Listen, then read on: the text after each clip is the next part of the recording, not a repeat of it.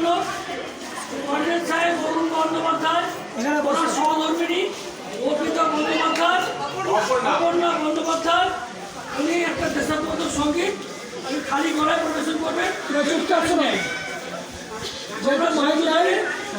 ওনার গানটা শুনে দেশাত্মবোধক যে গান শুনে দেশকে ধন্য করো, তোমার নিজেরা ধন্য হবে।